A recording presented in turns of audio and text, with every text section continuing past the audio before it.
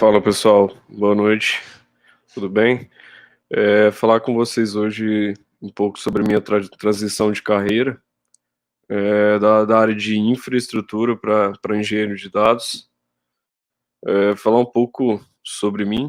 É, Atualmente eu trabalho como engenheiro de dados no Olist, que hoje é uma loja de marketplaces, e sou um dos cofundadores e de iniciadores da comunidade DataTrain aqui em Goiânia também. Tenho um bacharel em ciência da computação, estou pós-graduando em Big Data e Machine Learning, e aqui do lado vocês podem ver o meu LinkedIn e meu GitHub também, se depois vocês quiserem entrar em contato e tal. Falando um pouco sobre o analista de infra, que foi por onde eu comecei. O que que faz o analista de infra? O que que, assim, era uma das funções que eu exercia quando eu atuava como analista de infra? Então, eu exercia algumas atividades como helpdesk, administração de servidores on-premise. Então, trabalhei muito com virtualização de servidores, monitoramento de ativos de rede, também algumas rotinas de backup de servidores, tanto incremental como full também. Desenvolvi alguns scripts em Bash para automatizar alguma tarefa. E assim, era bem em modo raiz, diferente do que a gente normalmente vê hoje em alguns casos, quando o pessoal está trabalhando com o cloud, que as coisas são mais, vamos dizer assim, autogerenciáveis, então você consegue fazer um deploy mais rápido, é mais tranquilo. E também, com essa função, eu tinha responsabilidade de ter autodisponibilidade sempre, né?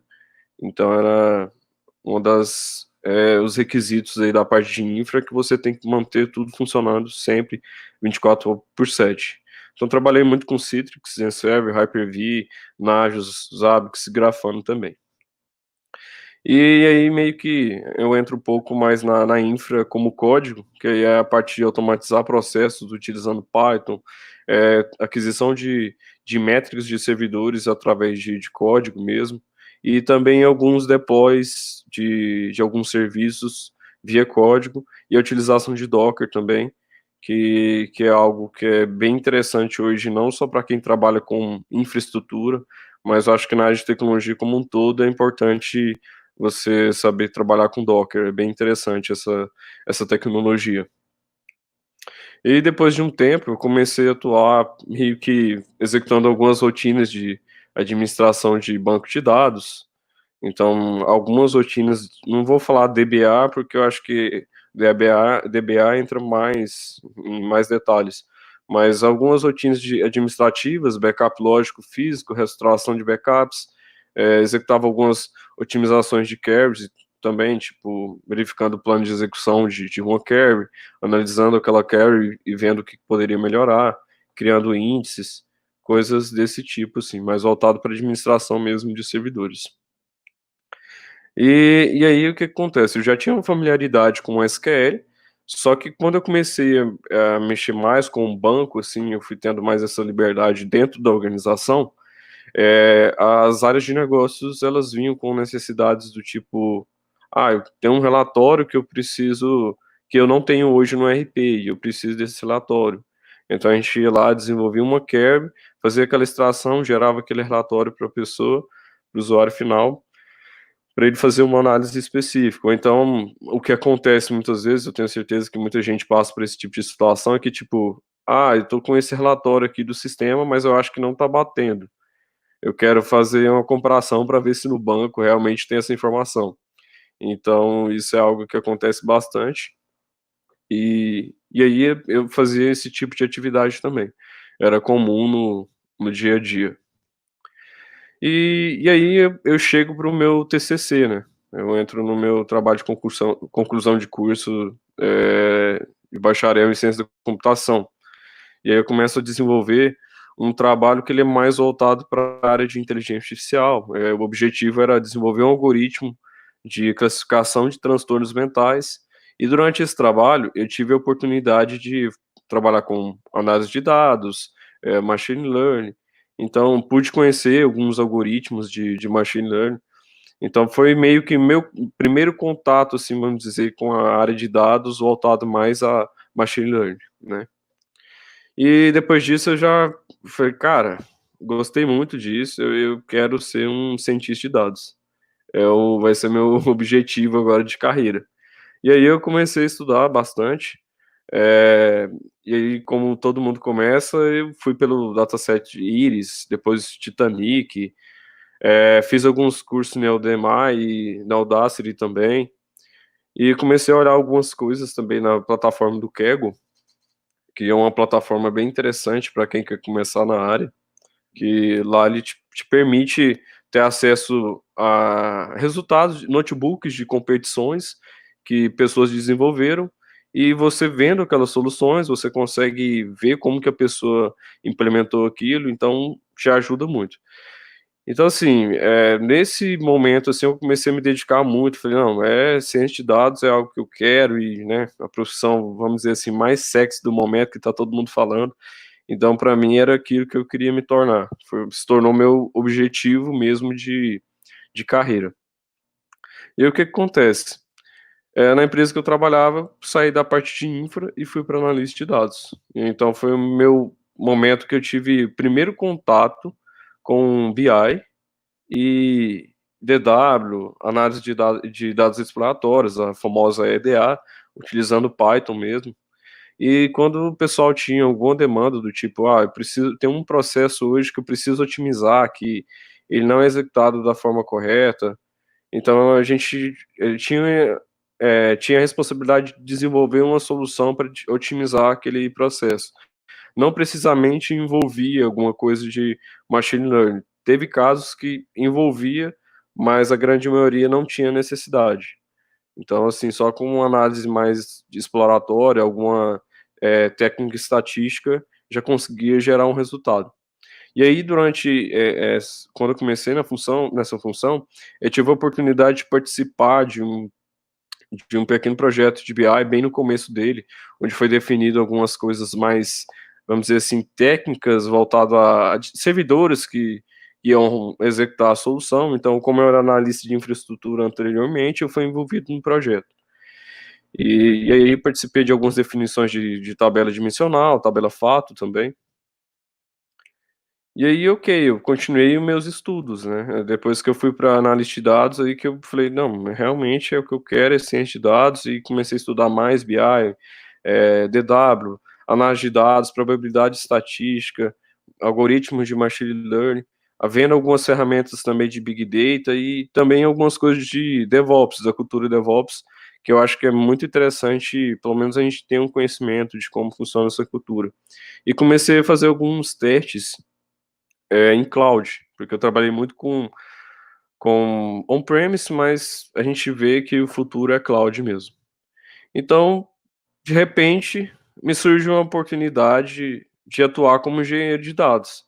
E aí, assim, eu já tinha começado a estudar algumas coisas que envolviam engenharia de dados e tal, e eu já tinha conversado com alguns colegas, na pós-graduação, e eu falei: "Cara, eu acho que, eh, pegaria melhor para mim engenharia de dados, por conta do meu background em infraestrutura, eu acho que seria mais interessante, não sei se a minha rampagem em ciência de dados vai ser tão interessante". E aí surgiu essa oportunidade, foi para trabalhar numa startup, um ambiente bem diferente do que eu estava acostumado. Era uma oportunidade muito boa trabalhar com cloud, que era algo que eu vinha estudando só fazendo testes mesmo.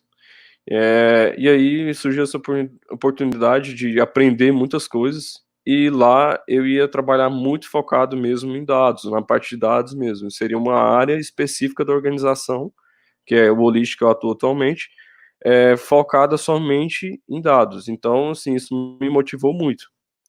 E aí eu comecei a minha jornada aí como engenheiro de dados, né, depois toda essa trajetória, eu comecei como engenheiro de dados.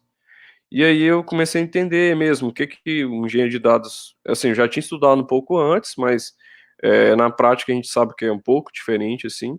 E aí eu fui entendendo que o engenheiro de dados, ele é o cara que é considerado o back-end ali do analista e do cientista de dados. Então ele é o cara que vai prover o dado para o cientista de dados ou analista, eh, fazer uma modelagem estatística, desenvolver algum modelo de machine learning e aplicar alguma técnica mesmo de estatística. Ele tem como responsabilidade consolidar bases de dados diferentes, então é muito comum um gerente de dados ter que consolidar dados de um banco Postgres com um banco SQL Server, com API, ele executa muito ETL, e tem como dever entregar o dado consolidado com qualidade e confiável. E é muito importante também que a pessoa tenha as skills aí de consumir dados de API, que acontece muito em startups da gente consumir dados externos. E é um cara bem focado no ferramental. Aqui tem um mapa de competências, que eu vou passar bem rápido, até por conta do tempo, que a gente pode observar que o engenheiro de dados ele é mais voltado ali para Ops, arquitetura, isso que é muito importante, o engenheiro de dados tem que entender muito de arquitetura de dados, é um cara que tem um skill forte ali em desenvolvimento, é importante ele ter, não que se você for começar já tenha que ser um desenvolvedor. Eu mesmo, quando comecei, eu não tinha muita familiaridade com desenvolvimento, assim, absurdo, era coisas básicas. Trabalho um pouco com data visualização, e é importante você conhecer um pouco do negócio. Estatística, até que não. E gestão é interessante também ter um pouco dessa skill. Mas a análise de negócio aqui é importante porque você lida com dados, e você tem que entender do negócio para você, por exemplo, modelar um DW, modelar um Data Lake. Tem como você fazer isso sem entender do negócio de fato. E aqui tem uns conceitos importantes, eu não vou entrar muito em, tipo, tecnologia, eu vou falar um pouco de tecnologia, mas, por exemplo, cloud, eu não vou falar qual que você tem que aprender, porque eu acho que isso depende de onde você vai trabalhar, de qual organização que você vai. Então, cloud é muito interessante você entender alguns conceitos. A gente sabe que tem muita empresa trabalhando com on-premise, mas cloud hoje é o que, assim, vai crescer mais ainda. Modelagem de data house é interessante, data lake, e gestão de dados, seja ela full ou incremental, é muito importante, e principalmente arquitetura de dados, é você trabalhar com a arquitetura Lambda ou Kappa, são duas arquiteturas aí que são muito utilizadas, a Lambda é para processamento em batch, Kappa processamento real, e governança de dados, que é algo aí que está ficando bem forte, até por conta da LGPD também. E algumas ferramentas, aqui eu citei só algumas que, na minha opinião, são importantes, mas eu sei que tem muito mais ferramentas. Eu acho que a gente não pode se apegar muito à tecnologia, porque é muita coisa. Tem o Tenscoop, o Kafka, o Spark, que é muito interessante para processamento de grandes volumes de dados, o Workflow, que é para você orquestrar os seus pipelines, Docker, muito importante, e Linux. Vejo muita gente querendo atuar na área de dados e não sabe muito mexer com Linux. A gente tem que aprender, é muito importante. Linux vai ajudar muito, assim, você a se desenvolver melhor na área também. Não que seja um requisito que, tipo, vai te fazer com que você não consiga atuar, mas é importante. Programação, Python, Scala, é muito utilizado em engenharia de dados, SQL, web crawlers e web scraping, que isso acontece muito. Às vezes a gente não tem a API para a gente consumir o dado. Então a gente só tem a página estática, ou não, e a gente tem que consumir esses dados. E aí, como começar? Eu tenho aqui, assim, algo bem simples, mas como que você pode começar na área de engenharia? Cria um projeto simples com um pipeline de dados completo. Esse projeto tem que ter um início, meio e fim. E é interessante que esse projeto envolva a ingestão de dados, ETL, Data Warehouse, um Data Lake, que vai ser onde você vai armazenar esses dados, e uma visualização desses dados. Então, você pode pegar, por exemplo, aqui que eu coloquei, consumir os dados de uma API pública, e depois você manda isso para um data lake, ou pode mandar direto no data house também, fica a seu critério. E aí no final você consome esses dados com a ferramenta de visualização.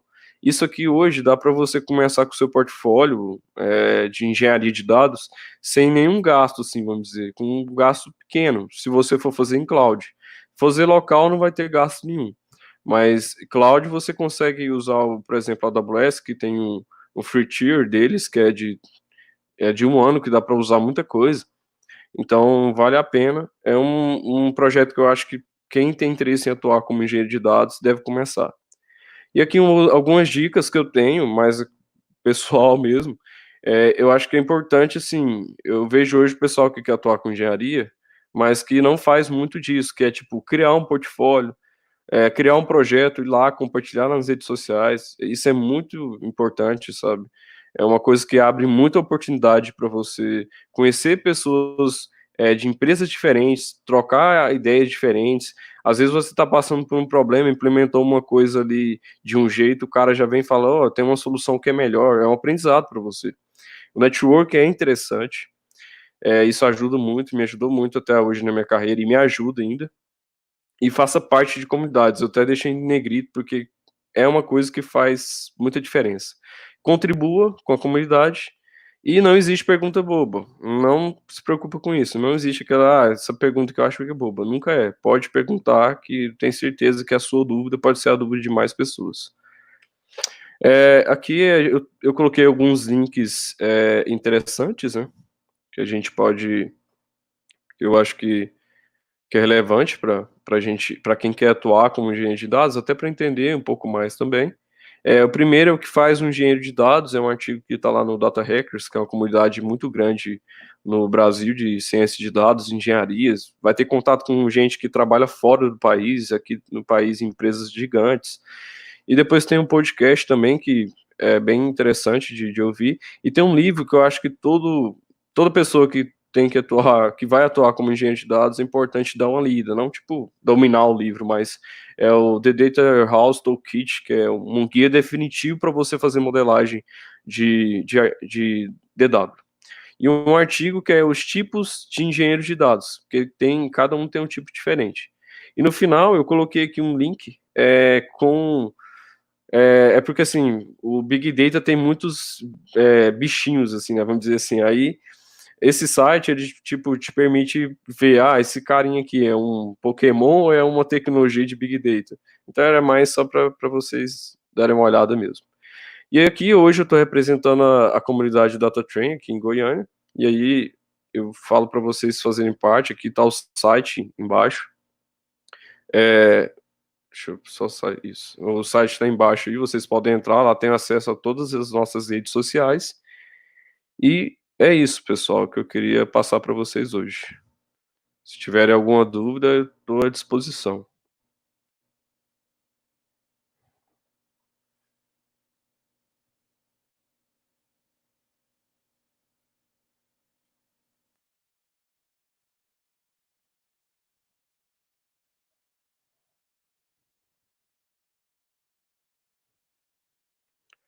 Isso aí, pessoal.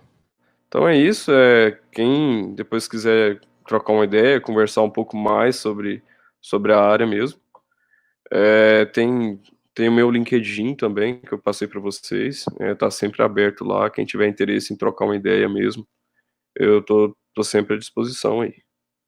E é isso, pessoal.